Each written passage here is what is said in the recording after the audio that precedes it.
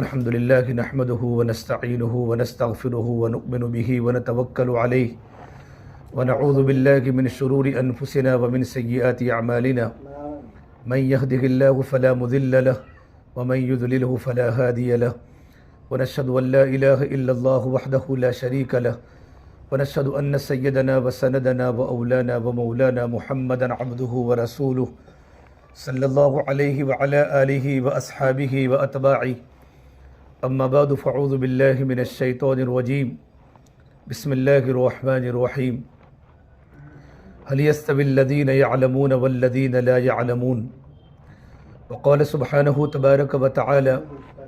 اقرأ باسم ربك الذي خلق خلق الإنسان من علق اقرأ وربك الأكرم الذي علم بالقلم علم الإنسان ما لم يعلم وقال النبي صلى الله تبارك وتعالى عليه وسلم خيركم من تعلم القرآن وعلمه رواه البخاري وقال النبي صلى الله تبارك وتعالى عليه وسلم إن الله تبارك وتعالى بعثني كافة للناس رحمة فأدوا عني او كما قال النبي صلی اللہ تبارک و تعالی علیہ وسلم۔ میری محترم دینی اور پیاری ماں بہنوں، اللہ تبارک و تعالیٰ کا بہت بڑا احسان و کرم ہے کہ اللہ تبارک و تعالیٰ نے ہمیں علم کی اور دین کی نسبت پر جمع فرمایا۔ یہ علم اور ایمان یہ اللہ تبارک و تعالیٰ کی بڑی بڑی نعمتیں ہیں۔ امام غزالی فرماتے رحمۃ اللہ علیہ کہ علم اور ایمان یہ اللہ تبارک و تعالیٰ کی بڑی بڑی نعمتیں ہیں۔ ساری دنیا کا جو بقا ہے وہ نسبت ایمان پر ہے، ساری دنیا کا جو بقا ہے وہ نسبت ایمان پر ہے، اور ساری دنیا کی جو سلامتی ہے وہ علم کی بنیاد پر ہے۔ علم ایک روشنی ہے، العلم نور، اور علم اللہ تبارک و تعالیٰ کی صفت ہے، علم میں تعلی ہے، اور علم روشنی کا نام ہے، جہالت اندھیرا ہے۔ اللہ تبارک و تعالیٰ نے ہمیں علم بھی دیا اور اللہ تعالیٰ نے ہمیں ایمان بھی دیا۔ ایمان اور علم جتنی بڑی نعمتیں ہیں اتنا بڑا شکر ادا کرنا ہے۔ اللہ تبارک و تعالیٰ کی ترتیب ہے، جب اللہ تبارک و تعالیٰ کے بندی اور اللہ تبارک و تعالیٰ کی بندیاں اللہ تبارک و تعالیٰ کی نعمت کی شکر گزار ہوتی ہیں تو اللہ پاک نعمت کو بڑھاتے ہیں۔ لئن شکرتم لأزیدنکم، اگر تم اللہ تبارک و تعالیٰ کی نعمتوں کا شکر ادا کرو گی تو اللہ پاک نعمت کو باقی بھی رکھے گا اور اللہ پاک نعمت کو بڑھائے گا۔ علم میں ترقی ہوگی اور علم کی برکت سے عمل میں ترقی ہوگی، اخلاص میں ترقی ہوگی کہ ہم نے علم کی نعمت کا شکر ادا کیا۔ علم اللہ تبارک و تعالیٰ کی صفت ہے۔ قرآن کریم میں اللہ تبارک و تعالیٰ نے علم والوں کے درجات کو بلند کرنے کا صراحتاً ذکر کیا۔ یرفع اللہ الذین آمنوا منکم والذین اوتوا العلم درجات، کہ اللہ تبارک و تعالیٰ ایمان والوں کے درجات کو بلند کرے گا اور ایمان والوں میں اہل علم کے درجات کو بلند کرے گا۔ ایمان والوں میں تو اہل علم بھی آ گئے، عوام بھی آ گئی، جہالت والے بھی آ گئے، ساری دنیا کی جو مخلوق جن کو اللہ نے ایمان کی دولت سے مالا مال کیا ہے وہ سارے ایمان والے ہیں، اور ایمان والوں کے اندر بھی طالب علم بھی ہیں، علماء بھی ہیں، عوام بھی ہیں، یہ سارے کے سارے ایمان کے لفظ میں آ گئے۔ لیکن پروردگار عالم نے الگ سے علماء کو الگ سے بیان کیا کہ مردوں میں علم ہے، عورتوں کی زندگی میں علم ہے، تو اللہ تبارک و تعالیٰ ایمان والوں کے درجات کو بلند کرے گا،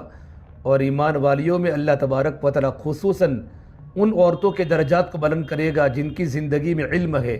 جن کو اللہ نے علم کی صفت سے متصف کیا ہے۔ علامہ آلوسی بغدادی رحمۃ اللہ علیہ روح المعانی میں لکھتے ہیں، اس آیت میں اللہ تبارک و تعالیٰ نے اہل علم کی، حاملین قرآن کی، مردوں کی، عورتوں کی شان کو بیان کیا ہے، عطف کے ساتھ بیان کیا۔ یرفع اللہ الذین آمنوا منکم والذین اوتوا العلم درجات، ایسا لگتا ہے گویا کہ علم والی ایک الگ مخلوق ہے کہ ایمان والوں کے درجات کو بلند کرے گا، اور ایمان والوں میں اللہ تعالیٰ اہل علم کے درجات کو بلند کرتا ہے اور بلند کرتا رہے گا۔ تو اللہ تبارک و تعالیٰ کے یہاں علم والوں کا بہت بڑا مقام ہے، اور علم نور ہے۔ علم دو طرح کا ہوتا ہے، ایک علم دل میں ہوتا ہے اور ایک علم زبان پر ہوتا ہے۔ العلم علمان، کہ علم دو طرح کا ہوتا ہے، ایک زبان والا علم ہوتا ہے اور ایک دل والا علم ہوتا ہے۔ دل والا علم کو ہم علم نافع بولتے ہیں، جو دل پر اثر کرتا ہے، اور زبان والا جو علم ہے کہ صرف زبان سے باتیں نکلتی ہیں، تو زبان والا علم کل قیامت کے دن انسان کے لیے اللہ تعالیٰ کی بارگاہ میں حجت بنے گا کہ علم کی لائن کی باتیں تو ہوئی لیکن زندگی عمل سے کوری تھی۔ اور دل کا علم یہ اصل علم ہے، وہ علم نافع ہے۔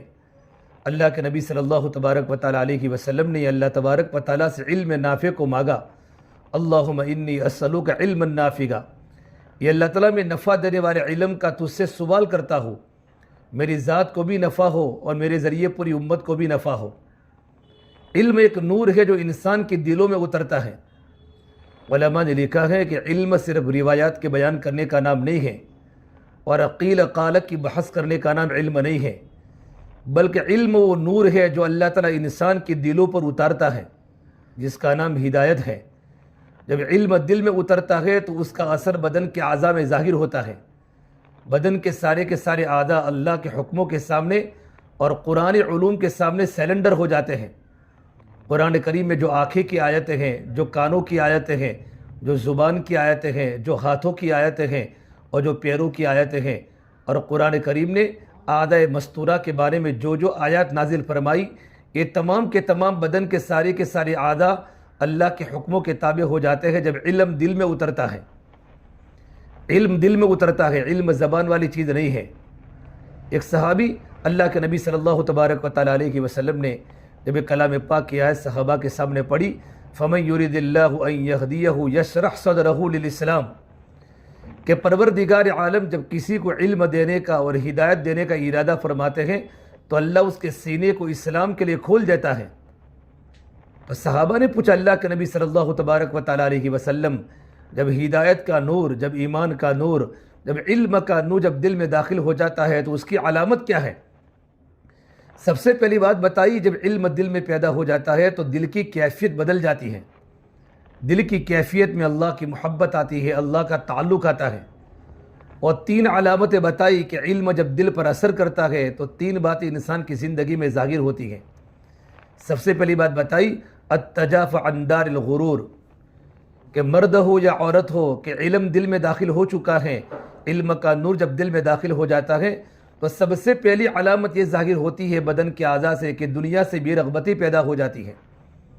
دنیا سے بے رغبتی پیدا ہو جاتی ہے، زیب و زینت سے بے رغبتی پیدا ہو جاتی ہے، دنیا کے ڈیکوریشن سے، دنیا کی زیب و زینت سے، بنا و سنگار سے بے رغبتی پیدا ہو جاتی ہے، اور زندگی سادگی کی طرف مائل ہوتی ہے۔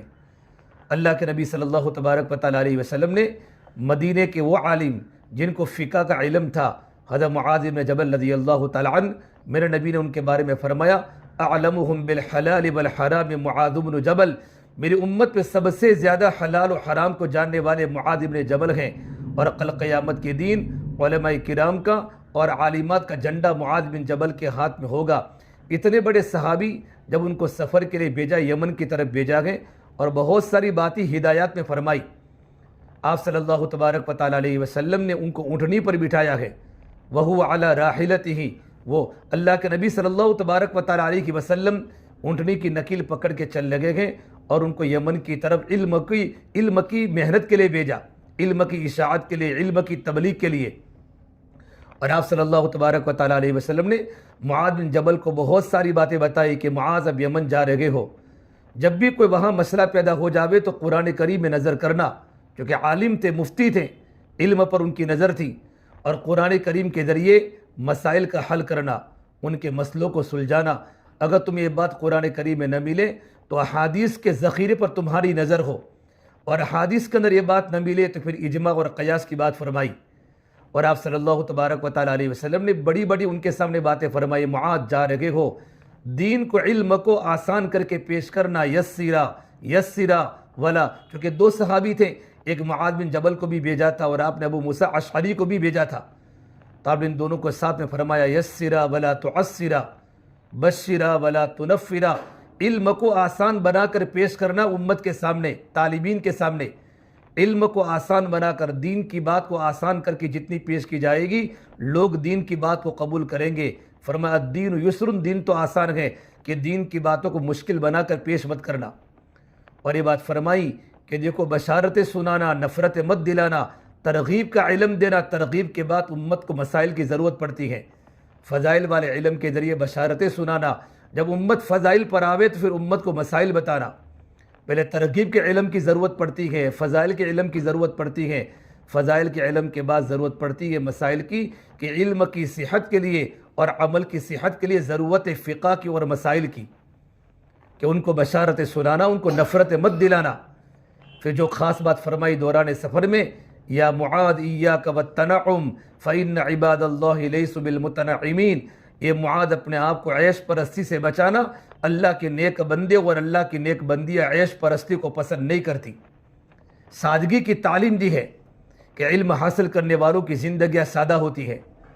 کہا سب سے پہلی ایمان کی علامت یہ ہے، علم کی علامت، جب علم دل میں داخل ہو جاتا ہے تو ہمارے بدن سے، ہمارے اعضاء و جوارح سے جو علامت ظاہر ہوتی ہے کہ دنیا سے بے رغبتی پیدا ہو جاتی ہے۔ التجاف عن دار الغرور والانابۃ الی دار الخلود، اور ہمیشہ رہنے والے گھر کی طرف ہمارا دل کا رجحان ہو جاتا ہے، یعنی آخرت کا فکر پیدا ہو جاتا ہے۔ علم فکر آخرت کی یاد تازہ کراتا ہے۔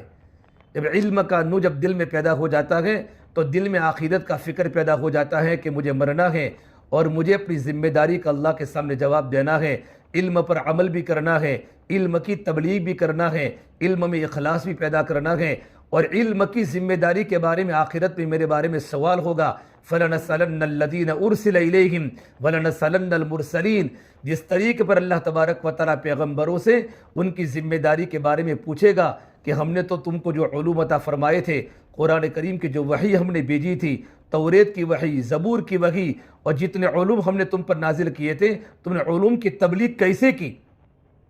اور یہ بات اللہ کے نبی صلی اللہ تبارک و تعالیٰ علیہ وسلم کو کہی گئی، یا ایھا الرسول بلغ ما انزل الیک من ربک، اے محمد عربی صلی اللہ تبارک و تعالیٰ علیہ وسلم، ہم نے تم پر جو علوم نازل کیے ہیں، ان علوم کو امت تک پہنچانا یہ تمہاری ذمہ داری ہے۔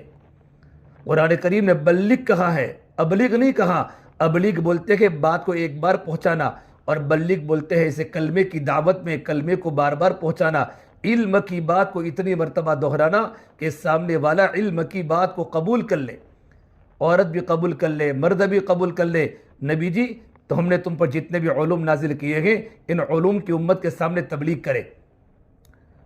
تفسیر تبری میں لکھا ہے کہ جبریل امین علیہ السلام جو تمام فرشتوں کے سردار ہیں، آپ صلی اللہ تبارک و تعالیٰ علیہ وسلم کے پاس 23 سال کے عرصے میں 24,000 مرتبہ قرآن کریم کے علوم کو لے کر نازل ہوئے،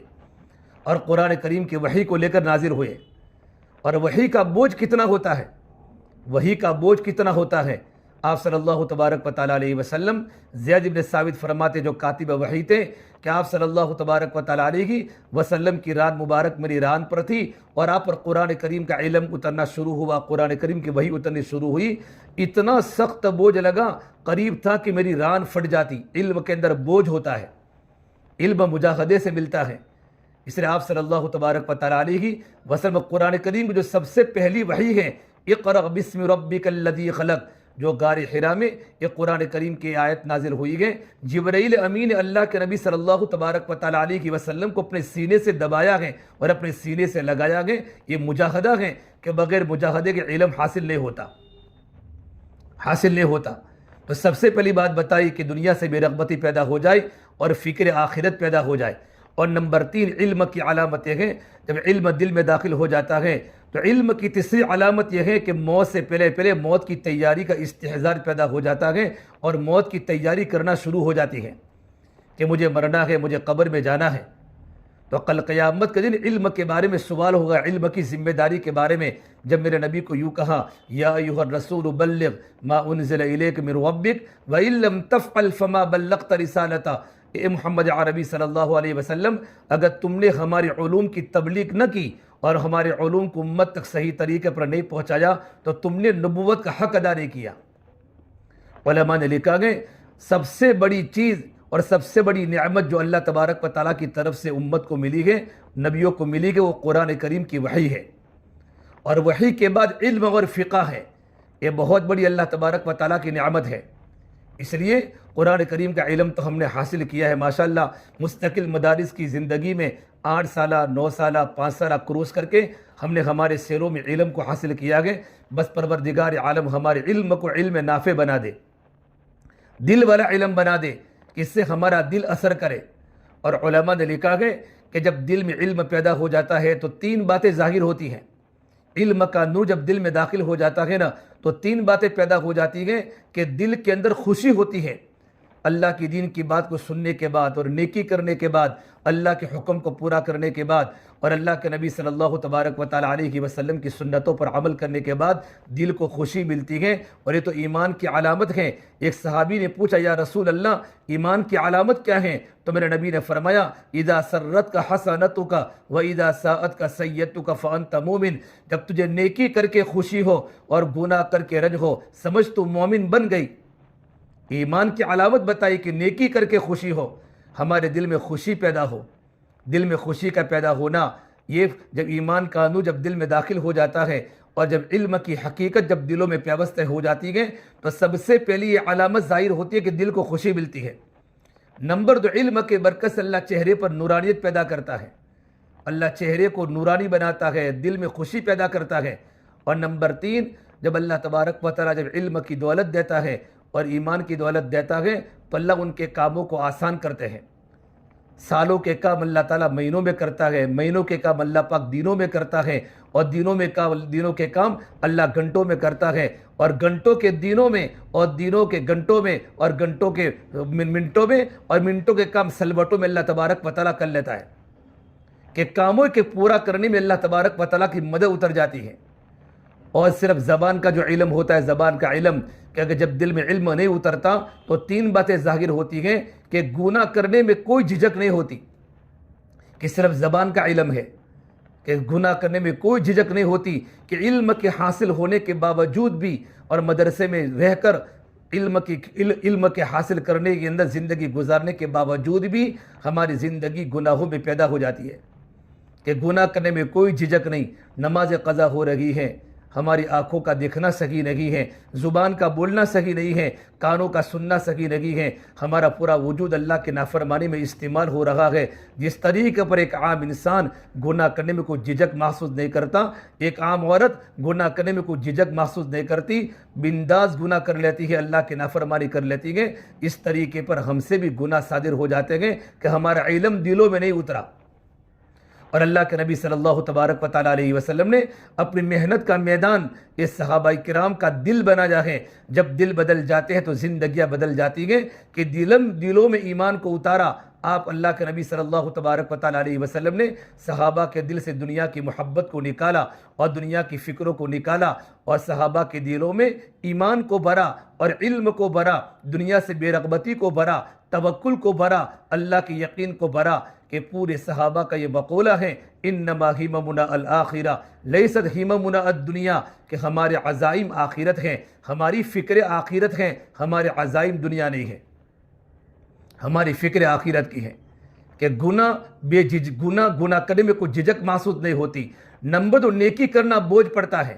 حالانکہ زندگی میں علم ہے، قرآن کریم کا علم ہے، اللہ کے نبی کی حدیث کا علم ہے، لیکن چونکہ علم دل میں نہیں اترا تو دل میں نہ اترنے کی یہ نحوست پیدا ہوئی کہ نیکی کرنے میں بوجھ لگتا ہے۔ حالانکہ عالمات اور علماء کرام کو تہجد پڑھنی چاہیے۔ آپ صلی اللہ تبارک و تعالیٰ علیہ وسلم، اللہ کے نبی صلی اللہ تبارک و تعالیٰ علیہ وسلم نبیوں کے سردار تھے، آپ پر بڑی بڑی ذمہ داری تھی۔ انا سنلقی علیک قولا ثقیلا ان ناشئۃ اللیل ہی اشد وطئا واقوم قیلا ان لک فی النہار سبحا طویلا۔ آپ دن میں اللہ کے بندوں کو دین کی تبلیغ کرتے تھے، اور راتوں کو اللہ کے سامنے اپنے نفس کو کچلتے تھے، اور اللہ کے نبی پر اللہ نے تہجد کو وَمِنَ اللَّيْلِ فَتَهَجَّدْ بِهِ نَافِلَةً لَكَ، اے محمد عربی صلی اللہ علیہ وسلم، یہ 5 نمازوں کے علاوہ ایک نماز ہم نے آپ پر زائد ہے، اب زائد نماز کو بھی فرض نمازوں کی طرح ادا کرو، اس کی برکت سے اللہ پاک آپ کو مقام محمود تک پہنچائے گا۔ عَسَىٰ أَن يَبْعَثَكَ رَبُّكَ مَقَامًا مَحْمُودًا، ہماری زندگی میں اللہ نے علم دیا ہے، علم نافع کی علامت ہوگی کہ ہماری زندگی میں عمل آئے گا، ہماری زندگی عمل پڑے گی، اور علم نقصان، علم زار کی علامت ہے کہ نیکی کرنا بوجھ پڑے گا، 5 وقت کی نماز کی پابندی بوجھ پڑے گی، پردہ کرنا بوجھ پڑے گا، شوہر کی خدمت کرنا بوجھ پڑے گا، بچوں کی تربیت کرنا بوجھ پڑے گا، نوافل پڑھنا، راتوں کو اللہ کے سامنے گڑ گڑانا اور راتوں کو اللہ تبارک و تعالیٰ کے سامنے رونا کہ نیکی کرنے میں بوجھ پڑے گا کہ ہمارے دل میں جو علم اترا ہے وہ نفع والا علم نہیں اترا، صرف زبان پر علم کے الفاظ ہیں،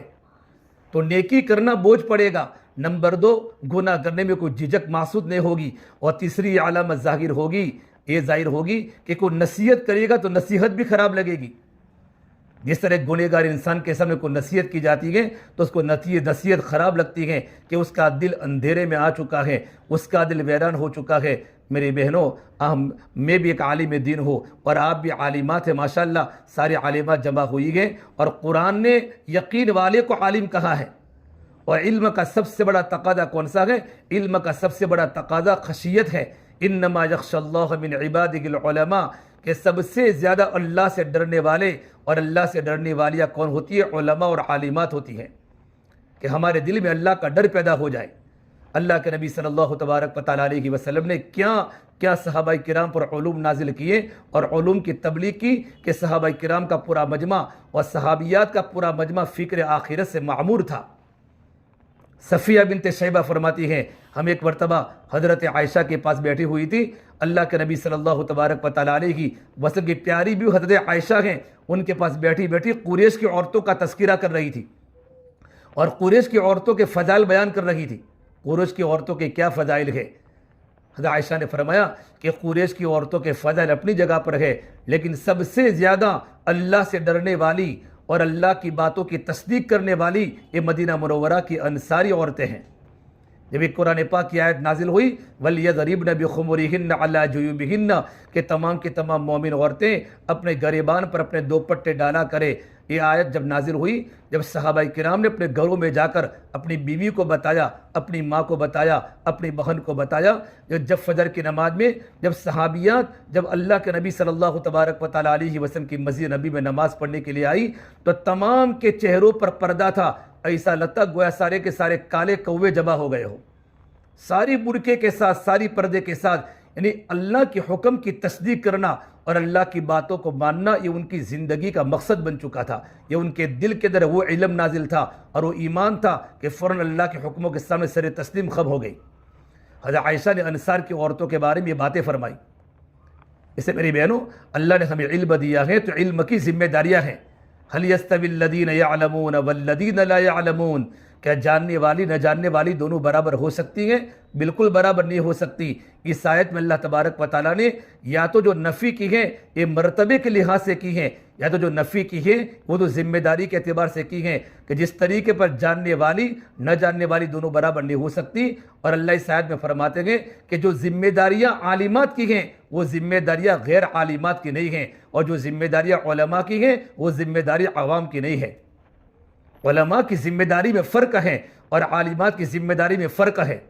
کہ علماء کی جو ذمہ داری ہوگی وہ علم کی بنیاد پر ہوگی، کہ سب سے پہلے اپنی نجی زندگی کو صحیح کرنا۔ جب ہماری نجی زندگی صحیح ہو جاتی ہے اور ہماری زندگی عمل والی، تقوی والی، اخلاص والی ہماری زندگی بن جاتی ہے تو ہماری باتوں کا اثر ہوتا ہے۔ مولانا اللہ صاحب فرمایا کرتے تھے کہ لوگ قرآن و حدیث سے اپنی زندگیوں کو نہیں بدلیں گے، لوگ ہمارے گھروں کی زندگی کو پہلے دیکھیں گے۔ ہاں، کہ دین قرآن و حدیث سے بعد میں سمجھیں گے، پہلے تو ہمارے گھر کی زندگی سے دین سیکھیں گے کہ بہن میں پردہ کتنا ہے، بہن بولتی کیسی ہے، بہن کے کپڑے کیسے ہیں، ان کے کپڑے شریعت کے مطابق ہے۔ فرمایا اللہ کے نبی صلی اللہ تبارک و تعالیٰ علیہ وسلم نے، آپ نے لباس کی تعریف فرمائی کہ لباس عورت کا کیسا لباس ہو کہ بالکل چوڑا لباس ہو، ڈھیلا ڈھالا لباس ہو، کہ بدن کا نصیب و فراز باہر نہ دکھے۔ میرے نبی نے فرمایا رب کاسیات فی الدنیا عاریات فی الآخرہ، کہ بہت ساری کپڑا پہننے والی دنیا میں ایسی عورتیں ہوگی جو آخرت میں بغیر کپڑے کے دکھے گی، برہنہ ہوگی۔ اب صحابہ نے پوچھا اللہ کے نبی صلی اللہ تبارک و تعالیٰ علیہ وسلم کپڑا پہننے والی بغیر کپڑے کے کیسے دکھے گی؟ تو علماء کرام نے اس کی تشریح فرمائی، محدثین نے، اور اللہ کے نبی صلی اللہ تبارک و تعالیٰ علیہ وسلم صحابہ کے سامنے فرمایا۔ بہت سے علماء نے اس کی تشریحات کی ہیں، لیکن 3 مطلب میں آپ کے سامنے بتاتا ہوں کہ اتنے تنگ کپڑے پہنے گی، اتنے تنگ کپڑے پہنے گی کہ تنگ کپڑے پہننے کی وجہ سے ان کا بدن کا اوبھار باہر دکھائی دے گا، نصیب و فراز ظاہر ہوگا، بدن کا اوبھار ظاہر ہوگا۔ ہم چونکہ عالمہ ہیں، ہم دوسروں کو پڑھاتی ہیں، ہم گھر میں رہتی ہیں، پڑوس والی عورتیں ہماری زندگی کو دیکھے گی، ہماری لباس کو دیکھے گی، ہمارے بھائی ہمارے لباس کو دیکھیں گے، ہماری رشتہ دار عورتیں، دیکھو میری بہن عالمہ ہیں، میری چچا کی لڑکی عالمہ ہیں، میری پھوپھی کی لڑکی عالمہ ہیں، اتنے بچوں کو پڑھاتی ہیں، ماشاءاللہ سے مدرسے کی زندگی میں 8-9 سالہ وقت فارغ کر کے قرآن کے علم کو، حدیث کے علم کو حاصل کیا گئے، لیکن ہمارے کپڑے پر ان کی نظر پڑے گی۔ ہم جب بھی کوئی دن کے بعد ان کو بتائے گی نا، پہلے ان کی نظر ہماری زندگی پر پڑے گی۔ تو فرمایا اللہ کے نبی صلی اللہ علیہ وسلم نے کہ دنیا میں کپڑا پہننے والی آخرت میں برہنہ ہوگی، اور فرمایا اتنے تنگ کپڑے پہنے گی کہ ان کے بدن کا اوبھار دکھائی دے گا۔ نمبر 2 فرمایا اتنے باریک کپڑے پہنے گی، پتلے پتلے اتنے باریک کپڑے پہنے گی کہ ان کا بدن کا نشیب و فراز باہر دکھائی دے گا، گویا کہ اس نے کپڑے پہنے ہی نہیں ہیں۔ آج مارکیٹ میں ایک عام عورت جو کپڑا پہنتی ہیں، ہمارے عالمات بھی ویسے ہی کپڑے پہنتی ہیں، اور ہمارے علماء بھی ویسے ہی کپڑے پہنتے ہیں جو غیروں کا اقوام کا لباس ہے۔ اس لیے ہمیں اپنی زندگی گزارنے میں ہمیں شریعت کو دیکھنا پڑے گا، چونکہ اللہ نے ہمیں علم کی دولت سے نوازا، تقوی کی دولت سے نوازا، کہ ہمارا بدن کا لباس اور ہمارا برقع بالکل، ہمارا بدن کا لباس ڈھیلا ڈالا ہوگا، ہمارا برقع ایسا ہوگا کہ بالکل پردے والا ہوگا۔ اور تیسری بات علماء نے لکھی ہے کہ اپنے شوہروں کی ناشکری کرنے والی ہوگی، کیونکہ مرد بھی عورت کے لیے لباس ہے۔ ہن لباس لکم وانتم لباس لہن، کہ مرد عورت کے لباس ہے اور عورت مرد کے لباس ہے۔ تو فرمایا کہ لباس کیسا پہنے گی کہ جو اپنے شوہروں کی نافرمانی کرے گی، کہ شریعت نے، قرآن کریم نے مرد کو بھی لباس کا درجہ دیا ہے کہ عورت مرد کا لباس ہے، مرد عورت کا لباس ہے، اپنے شوہر کی ناشکری کرے گی۔ اس سے میرے ایک بات معاف کرنا، بہت سے لوگ شادی کرنے میں ڈرتے ہیں کہ اگر گھر میں اگر کوئی عالمہ آئے گی تو عالمہ کے پاس جو علم کی دولت ہوتی ہے، وہ شریعت کو جانتی ہیں، تو ہمیں بڑے بڑے مسائل پیدا کرے گی، اور مسائل کو پیدا کرنے کے بعد ہمارے اندر حقوق ادا کرنے کی طاقت نہیں ہے۔ اس لیے علم کے ساتھ تربیت ضروری ہے، تربیت ضروری ہے کہ ہمارا نکاح بھی ہوئے، نکاح کے پہلے کی زندگی، اور بہت سی بچیاں ماشاءاللہ مدرسے میں فارغ ہونے کے بعد اچھی زندگی گزارتی ہیں، جا کر پڑھاتی ہیں، کسی مدرسے میں جا کر پڑھاتی ہیں، اگر مدرسے میں جگہ نہ ملی تو اپنے گھر میں مکتب کھولتی ہیں، چھوٹے چھوٹے بچوں کو اور بڑی بچیوں کو پڑھاتی ہیں۔ لیکن جیسے کہ نکاح ہوتا ہے، اور نکاح ہونے کے بعد اگر ایسی جگہ پر نکاح ہوا جہاں ماحول نہ مرد کا ہے، نہ شوہر کا ہے، نہ ان کے گھرانہ کا اچھا ماحول ہے، نہ سسر کا ماحول، نہ ساس کا ماحول اچھا ہے، تو وہ لڑکی بھی ان کے ماحول میں آ جاتی ہے، پڑھانا چھوڑ دیتی ہیں، پردہ نکل جاتا ہے، سر کا دوپٹہ اتر جاتا ہے، کپڑے بالکل فٹ ہو جاتا ہے۔ ہماری ذمہ داری، ہم نے تو علم کو حاصل کیا ہے، اور ہمارا نکاح اس بنیاد پر ہوا، ہمارے گھر میں تو عالمہ بچی آئے گی، ہم وہاں جانے کے بعد آہستہ آہستہ، تدریج بتدریج اس طریقے پر گھر کے ماحول کو بنانے کی فکر کرے۔ اس لیے فرمایا اللہ کے نبی صلی اللہ تبارک و تعالیٰ علیہ وسلم نے، عورتوں کو اللہ نے ناقص العقل پیدا کیا ہے، عورتوں میں عقل ناقص ہوتی ہے لیکن جذبات غالب ہوتے ہیں، لیکن ناقص عقل کی بنیاد پر بھی اچھے عقل مندوں کو بیوقوف بنا دیتی ہے۔ یہ اللہ کے نبی کی حدیث کا خلاصہ ہے کہ عورت جو چاہتی ہے وہ مرد کرتا ہے۔ اگر گھر میں اپنا زیورات لانا ہو اور اپنے بچوں کے اچھے کپڑے لانے ہو، عورت اس طریقے پر مرد کے سامنے بات کرتی ہے کہ مرد اپنے گھٹنے کو ٹیک دیتا ہے اور اپنی عورت کی خواہش کو پورا کرنے کے ارادے کرتا ہے، بلکہ خواہش کو پوری کرتا ہے۔ اگر وہی عورت اگر گھر کا ناسازگار ماحول ہے اور گھر میں دین نہیں ہے، اگر آہستہ آہستہ اپنے شوہر پر محنت کرے اور اپنے بچوں پر محنت کرے، اپنی پوری فیملی پر محنت کر کے ان کو اللہ کی طرف متوجہ کرے، اللہ کے حکموں کی طرف متوجہ کرے، اللہ کے رسول صلی اللہ تبارک و تعالیٰ علیہ وسلم کے طریقوں کی طرف متوجہ کرے، جب دنیا کی باتوں میں مرد مجبور ہو جاتا ہے تو دین کی باتوں میں مرد مجبور کیسے نہیں ہوگا؟ ایک عالمہ کی نکاح ہونے کے بعد پورا خاندان بدل چکا۔ ہمارے گھر میں ایسی لڑکی نکاح کے اندر آئی ہے، ہمارے بیٹے کے نکاح میں، اس کی زندگی دیکھو، اس کا بولنا دیکھو، اس کو تو معلوم شریعت کے مسئلے کو جانتی ہے کہ میرے پر صرف شوہر کے حقوق ہے، میرے پر ساس کے حقوق نہیں ہیں، سسر کی ذمہ داری میری نہیں ہے، لیکن یہ عورت اسلام کو اس طریقے پر سمجھی ہے اور علم کو اس طریقے پر پڑھا ہے کہ اپنے شوہر کی خدمت کے ساتھ ساتھ ساس کی بھی خدمت کرتی ہیں اور ساس کو ماں کا درجہ دیتی ہیں، سسر کی خدمت کرتی ہیں اور سسر کو باپ کا درجہ دیتی ہیں۔ اس عالمہ کے گھر میں آنے کی برکت سے پورا گھر جنت نما بن جاتا ہے۔ یہ ہماری تربیت ہونے کی وجہ سے۔ عورت کا مقام اسلام میں کتنا بڑا ہے۔ بخاری شریف کی روایت ہے، جب اللہ کے نبی صلی اللہ تبارک و تعالیٰ علیہ وسلم نے بات فرمائی کہ جب کسی مرد کا انتقال ہو جاوے، شوہر کا انتقال ہو جاوے، تو عورت کی ذمہ داری کیا ہے کہ عورت 4 مہینہ 10 دن عدت میں بیٹھے، 4 مہینہ و 10 دن، 4 اشہر و 10، یہ قرآن کریم کی آیت ہے۔ تو کسی عورت نے کہا 4 مہینہ و 10 دن کی عدت تو بہت بھاری ہے۔ حضرت عائشہ نے اس وقت فرمایا، یہ اللہ کی بندیوں، اللہ کا کرم مانو، اللہ نے اسلام میں اللہ تعالیٰ نے عورتوں کا مقام بتایا۔ یہ دین اسلام خوبصورت ترین مذہب ہے، اور اللہ تعالیٰ کو دین اسلام اللہ نے پسند کر کے ہم کو دیا ہے۔ وَرَضِيتُ لَكُمُ الْإِسْلَامَ دِينًا، اور اسلام میں عورت کا تو مقام ہے۔ ورنہ زمانے جاہلیت میں جب کسی مرد کا انتقال ہو جاتا تھا تو عورت کو گھر میں رکھ لیا، یہ بخاری شریف کی روایت ہے، عورت کو گھر میں رکھ لیا جاتا تھا۔ 1 سال تک عورت گھر کا دروازہ بند ہو جاتا تھا۔ 1 سال تک عورت نہ غسل کر سکتی تھی، نہ اپنے کپڑے بدل سکتی تھی، نہ سر میں کنگا کر سکتی تھی، نہ سر میں تیل لگا سکتی تھی، بلکہ جب کھانے کا وقت آتا تھا تو کوئی مرد گھر کے دروازے پر کھانا ایک جانور کو جس طرح کھانا دیا جاتا ہے، عورت کا مقام زمانے جاہلیت میں یہ تھا کہ کھانا دروازے پر رکھ دیا جاتا، عورت گھر میں کھانا کھا کے اور کے برتن کو باہر رکھ لیتی۔ 1 سال کے بعد عورت گھر سے باہر نکلتی، اور نکلنے کے بعد اس کو کپڑے اس کے الگ کر دیے جاتے، اور ایک جانور لا کر، بکرا لا کر اس کے بدن کے ساتھ، اس کی چمڑی کے ساتھ اس کو برابر مس کیا جاتا تھا، یہاں تک کہ عورت 1 سال غسل نہ کرنے کی وجہ سے اور کپڑے کے بدلنے کی نہ وجہ سے اس کے خون میں اتنی گرمی آتی تھی کہ وہ بکرا مر جاتا تھا۔ یہ تھے زمانے جاہلیت کی عورت کے مقام کے بارے میں۔ اور یہاں زمانے جاہلیت کی عادت تھی، جب شوہر کا انتقال ہو جاتا تھا تو شوہر کے انتقال کے بعد بھی عورت کو دفنا دیتے تھے۔ ہمارے ہندوستان کی سرزمین پر بھی یہ اصول تھا کہ جب مرد کا انتقال ہوتا تھا تو عورت کو بھی ختم کرتے تھے، اور اس کو گجراتی میں ستی کہتے ہیں۔ اسلام نے آ کر عورت کو مقام دیا ہے۔ زمانے جاہلیت میں بچیوں کو زندہ درگور کر دیا جاتا تھا۔ بیہقی کی روایت ہے کہ اللہ کے نبی صلی اللہ تبارک و تعالیٰ کے پاس ایک صحابی آئے، ایمان قبول کیا، اور ایمان قبول کرنے کے بعد رونے لگے کہ یا رسول اللہ، مجھ سے تو اتنا بڑا کبیرہ ہو گیا ہے گناہ کہ اللہ میرے گناہ کو معاف کر دے گا۔ حضور نے بتا فرمایا، کون سا گناہ ہوا ہے؟ میں مختصراً کہہ رہا ہوں کہ اللہ کے نبی صلی اللہ تبارک و تعالیٰ علیہ وسلم، میرے گھر پر میری عورت حمل سے تھی، میرا اچانک ملک شام میرا سفر طے ہوا، 9 سال کے بعد مجھے واپسی تھی۔ میں نے اپنی بیوی کو کہا، اگر بچہ پیدا ہو تو بچے کی پرورش کرنا، اگر گھر میں بچی پیدا ہو تو میں بچی کی شکل کو دیکھنا نہیں چاہتا، تم بچی کو زندہ درگور کر دینا۔ مشہور روایت ہے۔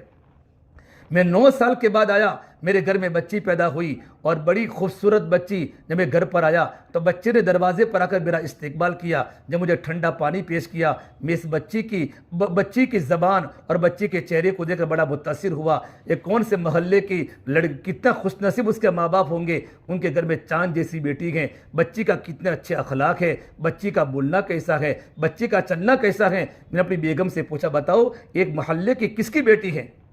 تو بیگم نے بات کو چھپایا۔ اب دیکھا کہ 4-5 دن سے میں بچی سے بڑا پیار کرتا ہوں، محبت کرتا ہوں، تو 4-5 دن کے بعد فرمایا، یہ تو آپ ہی کی بیٹی ہے۔ میرے گھر میں بیٹی پیدا ہوئی، میں نے بیٹی کو زندہ درگور کرنا میرے مناسب نہیں سمجھا۔ ماں کی ممتا بڑی مشہور ہے، ماں اگر سانپ کو بھی اگر جنم دے تو ماں سانپ کی بھی پرورش کرتی ہیں، یہ تو میری خوبصورت بیٹی ہے۔ باپ نے بڑی غصے کی نظر سے اپنی بچی کو دیکھا، 3-4 دن کے بعد بچی کے بال پکڑے، اور 60 سال کی بچی تھی، اور بچی کو لے جا کر کھڈے میں ڈال دیا۔ وہ صحابی فرماتے، جب میں کھڈا کھود رہا تھا تو میری داڑھی کھڈا کھودنے کی بنیاد پر ریت کی وجہ سے میرا چہرہ خراب ہو رہا تھا۔ میری بچی رومال سے میرے چہرے کو صاف کرتی تھی۔ کہا، ابا آپ کس کے لیے کھود رہے ہو؟ تو بچی نے جب بار بار پوچھا تو میں نے کہا، میں تیرے لیے کھود رہا ہوں۔ اور میں نے بال پکڑ کر میری بیٹی کو زندہ درگور کر دیا، اس پر مٹی ڈال دی، اس کے اندر سے آواز آ رہی تھی، ابا مجھے بچا لو، مجھے بچا لو۔ جب یہ بات فرمائی، آپ صلی اللہ تبارک و تعالیٰ علیہ وسلم بہت دیر تک روتے رہے، اور آپ نے فرمایا، ابھی تم چلے جاؤ،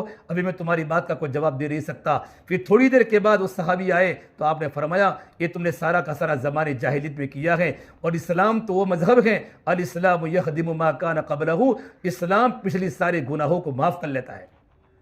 زمانے جاہلیت میں عورتوں کا یہ مقام تھا، اسلام نے آ کر عورت کو یہ مقام دیا کہ جس کے گھر میں اگر بچی پیدا ہو، 1 پیدا ہو یا 2 پیدا ہو، اور ماں باپ اپنے بچی کی اچھی تربیت کرے اور ان کو اچھی تعلیم دے، تو میرے نبی نے فرمایا، اپنی 2 انگلیاں جمع کر کے فرمایا، کل قیامت کے اس کا باپ میرے ساتھ اس طریقے پر کھڑا ہوگا جس طرح دونوں ساتھ کی انگلیاں ہیں۔ اسلام نے بیٹی کا مقام بتایا ہے۔ اور میری بہنوں، آپ تو مسلمان لڑکی ہو کر عالمہ ہو، آپ کے پاس تو علم کی دولت ہے۔ ہماری زندگی نجی زندگی کیسی ہونی چاہیے، ہماری زندگی میں اللہ کا تقوی کتنا ہونا چاہیے۔ اللہ کے نبی صلی اللہ تبارک و تعالیٰ علیہ وسلم نے، اللہ کے نبی کے پاس حضرت عائشہ نے علم حاصل کیا۔ یہ بہت بڑے صحابی عبداللہ بن عباس، قاری طیب صاحب نے ایک جگہ پر لکھا گیا کہ ہم تو پڑھتے تہائی علم، لیکن قاری صاحب نے لکھا ہے کہ آدھا علم اللہ کے نبی صلی اللہ تبارک و تعالیٰ علیہ وسلم نے سارے صحابہ کو دیا، اور آدھا علم صرف حضرت عائشہ کو دیا۔ پورا علم کتنی بڑی چیز ہے، علم کے کیا برکات ہے۔ آدھا علم سارے صحابہ اور آدھا علم حضرت عائشہ کے پاس۔ جب بھی صحابہ کرام کو کوئی مسئلے کی ضرورت پڑتی تھی، حضرت عائشہ کے پاس آتے تھے، حضرت عائشہ رضی اللہ تعالیٰ حسن تدبیر کے ساتھ مسائل کو حل کر کے بتاتی۔ عبداللہ بن عباس کتنے بڑے صحابی ہیں جن کو امام المفسرین ساری امت کے قرآن کے استاد ہیں، حضرت عائشہ ان کے استاد ہیں۔ یہ علم کے وہ مقامات تھے۔ یہ ہیں تحاوی شریف کے لکھنے والے، تحاوی شریف کے لکھنے والے، جو تحاوی شریف جو لکھی گئی ہے نا، یہ امام تحاوی کی بیٹی کا کمال ہے۔ جب امام تحاوی رحمۃ اللہ جب تحاوی شریف پڑھاتے تھے تو ان کی بیٹی حدیث کا املا کرتی تھی، ساری حدیثوں کو اپنی کاپی میں لکھتی تھی، اور یہ مکمل ایک کتاب کی شکل اختیار کی۔ تمام کی تمام جتنی تحاوی شریف پڑھی جاتی ہیں، امام تحاوی کی بیٹی کی برکت ہے۔ اتنا بڑا مقام علم میں مستورات عورتوں کا بھی تھا، لیکن آپ ان کی زندگیوں کو دیکھو گے، راتوں کا رونا۔ حضرت عائشہ کی زندگی پڑھنے کے قابل ہے۔ اللہ کے راستے میں صدقہ کرنا، مالوں کو لٹانا، پوری رات اللہ کے سامنے تڑپنا اور اللہ کے سامنے رونا۔ خود اللہ کے نبی کی بیٹی حضرت فاطمہ جو جنت کی عورتوں کی سردار ہے، ان کی کیسی زندگی تھی۔ میری بہنوں، ہماری ذمہ داری ہے اپنے علم پر ہم عمل کریں، ہماری زندگی میں اللہ کا ڈر آوے، ہماری زندگی میں اللہ کا تقوی آوے، ہم راتوں کو رونے والی بنے۔ ہم اپنے گھر سے جب پڑھانے نکلیں تو ہم پردے کے ساتھ ہو، کوئی ہمارے پر انگلی نہ کرے۔ اللہ تعالیٰ علم کی برکت آخرت دنیا میں تو دے گا، لیکن آخرت میں بڑے بڑے درجات بلند کیے گئے۔ ابو موسیٰ اشعری فرماتے ہیں کہ اللہ تبارک و تعالیٰ قیامت کا دن اللہ علماء کو جمع کر کے فرمائے گا، جن کے پاس علم کی دولت ہے، عالمات یا علماء کو فرمائے گا کہ میں نے تم کو علم اس لیے دیا تھا میں تم کو کبھی عذاب نہ دوں۔ علم مطلوب ہے، ہمارے پاس کتنی بڑی علم کی نعمت ہے، اس لیے علم کے تقاضے ہیں۔ علم کا سب سے پہلا تقاضا کہ ہمارے دل میں اللہ کا ڈر پیدا ہو جائے۔ اللہ کے نبی صلی اللہ تبارک و تعالیٰ علیہ وسلم کے زمانے میں ایسا ماحول تقوی کا بنا تھا، علم کی ایسی برکات صحابہ کی زندگی میں پیدا ہوئی تھی۔ ایک قبیلے غامدیہ کی ایک عورت سے گناہ ہو گیا، حضور کی خدمت میں آئی، یا رسول اللہ صلی اللہ علیہ وسلم مجھ سے گناہ ہو چکا ہے۔ چونکہ گناہ تو انسان سے ہو جاتا ہے، نبی معصوم ہوتے ہیں، صحابہ محفوظ ہوتے ہیں، لیکن میں اور آپ تو گناہوں کے پتلے ہیں، 24 گھنٹے ہم سے گناہ ہو جاتے ہیں، لیکن صحابہ کرام کو اللہ گناہوں سے بچاتا ہے، اور جب گناہ کبھی ہو بھی جاتا ہے تو فوراً توبہ کی توفیق اللہ تبارک و تعالیٰ دیتا ہے۔ قبیلہ غامدیہ کی عورت حضور کی خدمت میں آئی، یا رسول اللہ مجھ سے زنا کا صدور ہو چکا ہے، اللہ کی نافرمانی ہو چکی ہے، اور میرے پیٹ میں حمل بھی ہے، مجھے پاک کر دیجئے۔ آپ کو معلوم ہے، آپ تو عالمہ ہے کہ جب شادی شدہ عورت شادی شدہ مرد سے گناہ ہو جاوے تو ان کو سنگسار کیا جاتا ہے۔ اللہ کے نبی صلی اللہ تبارک و تعالیٰ فرمایا کہ بہن تو یہاں سے چلی جا۔ آپ کے دل میں تمنا تھی کہ عورت اللہ کے سامنے توبہ اور استغفار کر لے، آپ نے کہا تم میرے پاس سے چلی جا۔ اسے بار بار اقرار کیا، یا رسول اللہ مجھ سے گناہ ہو چکا ہے، آپ اللہ سے دعا کیجئے اور مجھے پاک کر دیجئے۔ آپ نے کہا جب تک حمل ختم نہ ہو، وضع حمل کے بعد تم میرے پاس آنا۔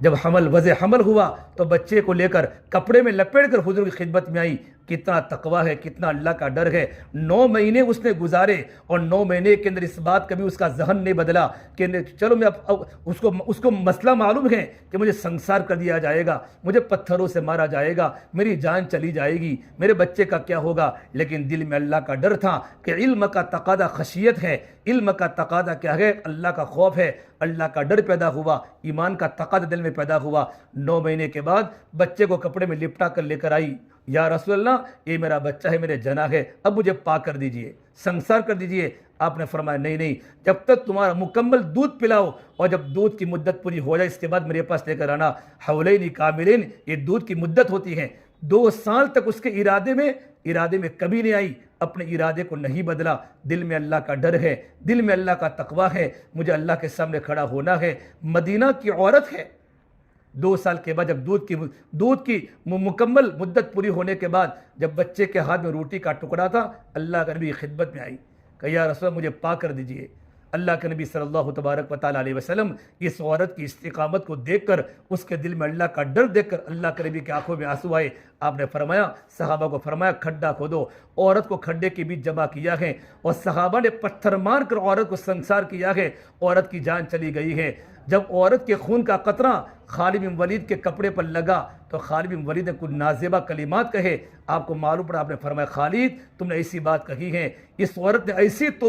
توبہ کی، اگر یہ توبہ سارے مدینہ والوں پر تقسیم کی جاتی تو اللہ سارے مدینہ والوں کی مغفرت کر دیتا۔ میری بہنوں، یہ علم کے درجات ہیں۔ جب دل میں علم پیدا ہو جاتا ہے تو دل میں خشیت پیدا ہوتی ہے اور دل میں تقوی پیدا ہو جاتا ہے، تو ہماری ذمہ داری ہے کہ ہم اپنے علم پر عمل کریں۔ نمبر 2 ہماری ذمہ داری، ہم اپنے پڑھانے کو چالو کریں۔ ہم جہاں بھی پڑھاتے ہیں، اگر مدرسے میں جگہ مل جاوے تو ہم اپنے وقت کو فارغ کر کے مدرسوں میں پڑھاوے۔ اگر کئی مدرسے میں پڑھانے کی جگہ نہ ملے تو کم سے کم اپنے گھر کے اندر علم کا مدرسہ کھولے۔ ہمارا گھر مدرسہ بن جاوے، بھلے 4 بچوں کو پڑھاوے، 5 بچوں کو پڑھاوے، کچھ بچوں کو پڑھاوے، چھوٹے بچے ہو، اگر بچے کے چھوٹے ہو، لیکن اگر لڑکیاں بڑی بھی آتی ہیں، بڑی عورتیں بھی آتی ہیں، ان کے ایمان کو صحیح کرانا، ان کی فکر کرانا، یہ ہماری ذمہ داری ہے۔ یہ ہماری ذمہ داری ہے۔ نمبر 3، آج ہماری عورتوں میں جو بگاڑ پیدا ہو رہا ہے، اس پر ہماری نظر ہو، ایک عالم کی پورے معاشرے پر نظر ہو، اس طریقے پر ایک عالمات کی اپنے محلے کی معاشرت پر نظر ہو کہ میرے محلے میں کون سی خرابیاں پیدا ہو رہی ہے۔ شادی کی رسمیں آ رہی ہیں، منگنی کی رسمیں آ رہی ہیں، چھوٹے چھوٹے بچے برتھڑے منا رہے ہیں، عورتیں برتھڑے بنا رہی ہیں، ان میں عیاشیاں آ رہی ہیں، ان میں ناچ گانا بڑھ رہا ہے۔ ہماری ذمہ داری ہے قرآن و حدیث کی روشنی میں ان کو بشارت سنا کر اللہ کے وعدے سناوے، اللہ کے نبی کی سنتیں سمجھاوے اور وعید سنا کر ان کو اللہ کے عذاب سے ڈراوے کہ کتنا بڑا گناہ ہے۔ ہماری ذمہ داری ہے، ہماری نظر پورے معاشرے پر ہو، ہماری زندگی میں عمل ہو، اخلاص ہو، ہماری زندگی میں تقوی ہو اور ہمارا مدرسہ چالو رہے، اور مدرسے کے ساتھ ساتھ ہماری نظر معاشرے پر بھی ہو کہ معاشرے میں کون سی خرابیاں پیدا ہو رہی ہے۔ حضرت عائشہ نے کتنی خرابیوں کو دور کیا ہے،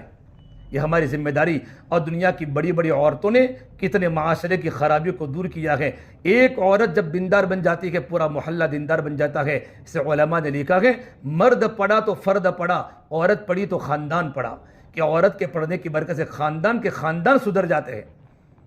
اور جب عورت کی زندگی میں دین آئے گا، اپنی بچوں کی صحیح تربیت کرے گی۔ بچوں کی مولانا علی ندوی نے لکھا ہے کہ قاری تیسا نے بھی ایک جگہ پر لکھا ہے کہ تربیت ماں کرتی ہے، باپ نہیں کرتا۔ باپ اس وقت تک کرتا جب بچے کے اندر ہوش و حواس پیدا ہو جاوے۔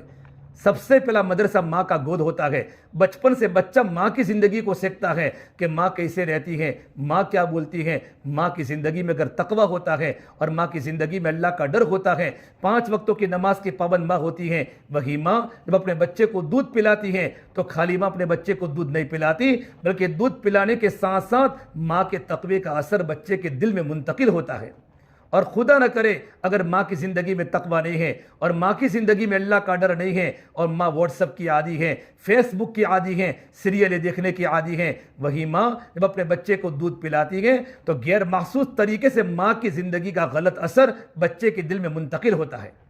ہماری ذمہ داری اپنی خود کی زندگی کو پاک صاف رکھے اور معاشرے پر نظر میں جتنی خرابیاں فتنہ جو پھیلتا ہے وہ عورتوں کے ذریعے زیادہ پھیلتا ہے۔ معاشرہ جو برباد ہوتا ہے وہ عورتوں کے ذریعے ہی ہوتا ہے۔ آپ تو عالمات ہیں ماشاءاللہ، آپ نے علم کو پڑھا ہے، اللہ کے نبی کی زندگی کو پڑھا ہے، ازواج مطہرات کو آپ نے خوب پڑھا ہے، صحابیات کی زندگی کو خوب پڑھا ہے، اللہ کے نبی کی بیٹیوں کی زندگی کو آپ نے خوب پڑھا ہے، اور پڑھنے کے بعد اپنی زندگی کی پابندی کرتے ہوئے معاشرے میں جو غلط رسومات ہیں، غلط رواجات ہیں اور جو نئے فتنے جنم لے گئے ان کو کس طریقے پر دبانا اور ان فتنوں کو کس طریقے پر ختم کرنا، خرافات کو ختم کر کے امت کو سنتوں پر لانے کی محنت کرنا، یہ ہماری ذمہ داری ہے۔ اسے میری بہنوں آپ بھی فکر کریں، میں بھی فکر کروں، ایک وہ دن آئے گا ہماری تھوڑی دیکھو کام کرنے میں ناگواری آئے گی، ہر عورت ہماری بات قبول کرے نہیں ہوتا۔ اللہ کے نبی صلی اللہ تبارک و تعالیٰ علیہ وسلم نے کہ زمانے بیت اللہ میں 360 بت تھے اور آپ نے جو محنتیں کی ہیں، آپ پر کتنی ناگواری آئی، آپ کے گھروں کے چولہے بج گئے اور آپ کی آپ کے مستورات کے گھروں میں کتنا کھانے کا فاقہ آیا۔ یہاں اتنا فاقہ آیا کہ ایک مرتبہ ازواج مطہرات نے اللہ کے نبی سے تقاضا کیا کہ حضور تھوڑا خرچہ بڑھا دو، 2 مہینے گھر میں چولہے نہیں جلتے تھے، 2 مہینے گھر میں چولہے نہیں جلتے تھے، خالی عورتوں نے تقاضا کیا ہمارے گھر کا خرچہ بڑھا دو۔ اللہ کے نبی صلی اللہ تبارک و تعالیٰ علیہ وسلم ناراض ہو گئے۔ اور ایک بات پورے مدینے میں پھیل گئی کہ حضور نے اپنی بیویوں کو طلاق دے دی ہے۔ حضرت عمر فاروق اپنی بیٹی حفصہ کے پاس پہنچے، حفصہ تم نے حضور کو ستایا ہے، کیا حضور نے تم کو طلاق دی ہے؟ حضرت حفصہ روتی رہی۔ پھر حضرت عمر فاروق اللہ کے نبی کی خدمت میں، یا رسول اللہ کیا آپ نے بیویوں کو طلاق دی ہے؟ آپ نے کہا نہیں، اللہ تبارک و تعالیٰ کو بھی یہ منظور تھا کہ عورتوں نے سوال حضور سے کیوں کیا، حالانکہ گھر میں کھانے کے فاقے ہیں، یہ کیوں اللہ نے تنبیہ کی ہے؟ اللہ نے آیت نازل فرمائی، یا ایھا النبی قل لازواجک ان کنتن تردن الحیاۃ الدنیا وزینتها فتعالین امتعکن واسرحکن سراحا جمیلا۔ اے نبی جی اپنی عورتوں کو بتا دو، اگر تمہیں دنیا چاہیے، دنیا کی زینت چاہیے تو آؤ میں تم کو طلاق دے کر اپنے نکاح سے الگ کر دوں۔ اور آگے فرمایا، اللہ نے فرمایا ان کو یوں بھی کہہ دو، اگر تم کو اللہ چاہیے، اللہ کا رسول چاہیے تو میں تم کو نکاح میں رکھنے کے لیے تیار ہوں۔ وَإِن كُنتُنَّ تُرِيدْنَ اللَّهَ وَرَسُولَهُ وَالدَّارَ الْآخِرَةَ فَإِنَّ اللَّهَ أَعَدَّ لِلْمُحْسِنَاتِ مِنكُنَّ أَجْرًا عَظِيمًا۔ اگر تم کو اللہ چاہیے، اللہ کا رسول چاہیے، آخرت کا گھر چاہیے تو اللہ نے اسی نیک عورتوں کے لیے اللہ نے اجر عظیم کا وعدہ کیا ہے۔ جب یہ بات آپ نے فرمائی تو آپ نے سب سے پہلے عائشہ کو بولا، عائشہ یہ آیت نازل ہوئی ہے، اب تم اپنے ابا کے بغیر فیصلہ جلدی مت کرنا، اگر تم چاہے تو طلاق لے لو یا تو میرے نکاح میں باقی رہو۔ عائشہ نے فرمایا، رسول اللہ مجھے کبھی دنیا نہیں چاہیے، دنیا کا ڈیکوریشن نہیں چاہیے، میں تو آپ کے نکاح میں ہمیشہ رہنے کے لیے تیار ہوں۔ باقی تمام ازواج مطہرات نے بھی ایسا ہی فیصلہ کیا۔ علماء نے تفسیر میں لکھا ہے کہ عورتوں کا خرچہ زیادہ کرنا تو جائز تھا اور مرد کی ذمہ داری ہے عورت کو نفقہ دینا، لیکن نبی کی عورتوں کی شان کے خلاف تھا کہ نبی کی عورتوں کی زندگی الگ ہوگی، کہ نبی کی عورتوں کا تقوی سب سے الگ ہوگا۔ یا ایھا النبی لستن کاحد من النساء، یا نساء النبی کی لستن کاحد من النساء، یہ نبی کی عورتوں تم دوسری عورتوں کی طرح نہیں ہو، تمہارا تقوی اعلیٰ، تمہاری زندگی اعلیٰ، تمہاری پرہیزگاری اعلیٰ۔ اسی طرح میری بہنوں ہم تو عالمہ ہیں، ہماری زندگی سب سے الگ ہوگی، عام عورتوں کی طرح ہمارا گھر نہیں ہوگا، ہمارے کپڑے نہیں ہوں گے، ہماری نمازیں نہیں ہوگی، ہم تو اعلیٰ قسم کی ہوگی، ہماری نماز بھی اعلیٰ، ہمارا پردہ بھی اعلیٰ، ہماری زندگی بھی اعلیٰ، راتوں کا رونا ہمارا سب سے اعلیٰ ہوگا۔ جب نبی کی شان میں اللہ نے آیت نبی کی عورتوں کے بارے میں فرمایا کہ یہ بات نبی کی عورتوں کے لیے مناسب نہیں تھی کہ اللہ کے نبی سے خرچے کو طلب کرے، کہ نبی کی عورتوں کا اللہ کی نگاہ میں بڑا مقام ہے، عالم مردوں کا اور عالمات کا اللہ کی نگاہ میں بڑا مقام ہے، عام عورتوں کی طرح ہماری زندگی نہیں ہوگی۔ اسے میری بہنوں ہم اپنی زندگی پر نظر کرتے ہوئے اپنی تربیت بھی کریں، تقوی ہے، پردہ ہے، اور اپنی زندگی کو عبادات کی طرف، معاشرت کی طرف، اخلاق کی طرف اپنی زندگی کو صحیح کرنے کی فکر کرے، اور جگہ جگہ پر مستورات کے مدرسے کو قائم کرے، مکتب قائم کرے، تاکہ بچے اور عورتیں غافل نہ رہے، اور بڑی بڑی عورتوں کی زندگی میں اتنا قرآن آ جاوے جن سے ان کی نمازیں صحیح ہو سکے، اور خاص طور پر معاشرے میں جتنی خرابیاں پیدا ہوتی ہیں ان پر بھی نظر کرے۔ پروردگار عالم ہم تمام کو ان باتوں پر عمل کرنے کی توفیق عطا فرماوے۔